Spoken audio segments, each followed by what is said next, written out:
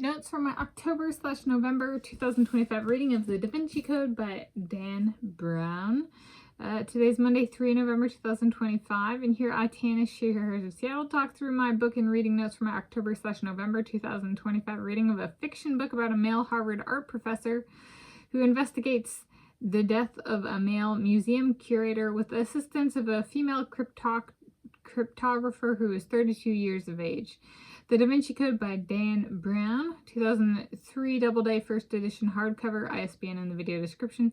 I started the book on Tuesday, 14 October 2025 and finished the book on Monday, 3 November 2025. It's 454 pages.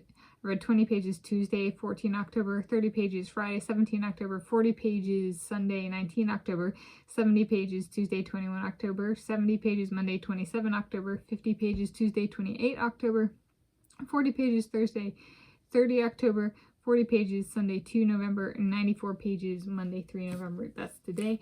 I've previously covered this one. I chose it for it was my selection for Mother-Daughter book club book. This is my own personal copy, and I tucked in here from like 10 to 15 years ago maybe. There was a townhome on sale for $365,000. You know, and nowadays that'd be like $1 million more. And so it's kind of fun to flip back through here. And I kept it stored in the same page for over a decade. You know, chapter 83, page 243. Full text pages throughout the book. There's a few kind of like lists or that formatting variations, maybe is a way of phrasing it, riddles, that kind of thing. And so essentially there's this museum curator, and this Harvard art professor is called in to help, and then so is a female cryptologist who's 32 years of age and who turns out to be the granddaughter of the person who died. And so they end up on like a holy grail quest, as in the religion, for the religion Christianity, and the kind of plot is around like, but maybe there are living descendants of Jesus Christ. And so this book was initially published in 2003. Which is kind of like, I kind of wonder if the author was, so it was a couple of years after the September 11th terrorist attacks, and in Islam, the Prophet Muhammad has offspring. Descendants. And so essentially it's taking Islam and framing it as Christianity, when in reality the religion that it's true for is Islam.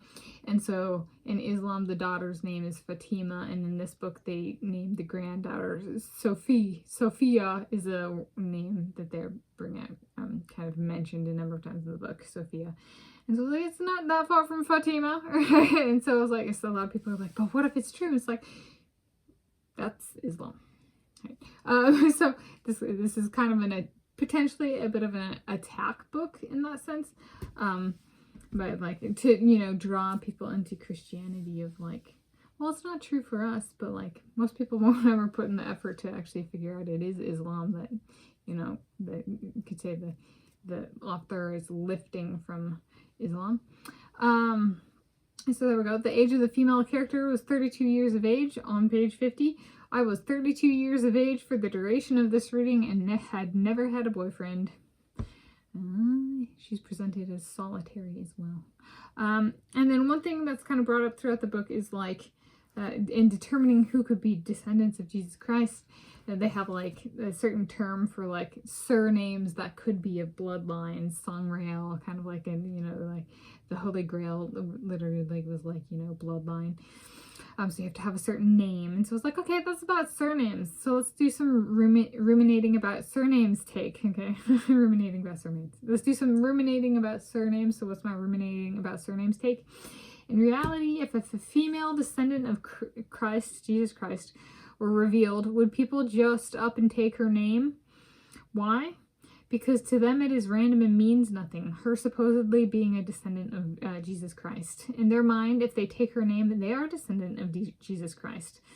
What would that mean if that actually happened and the woman turned out to then not be a descendant of Jesus Christ after they took her name? In their eyes, only she was disaffirmed. They are still a descendant of Jesus Christ. Meaning what? They love this book by Dan Brown more than they love the woman, and they follow the name over the woman. If she had a sister with the same name, they would just as readily take the sister. So it's a ruminating about surnames take. So here we go. It was 5 out of 5 stars.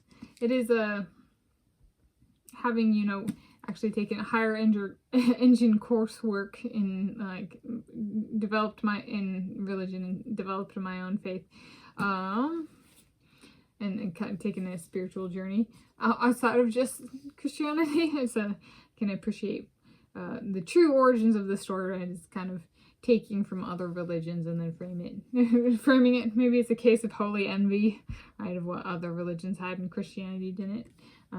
To reference a different spiritual book reading notes, book/reading notes on. So maybe just a little bit jealous that, you know, in at least Islam there is divine offspring, so to speak. So there we go. Those are my notes for my October/November 2025 reading of the Da Vinci Code by Dan Brown.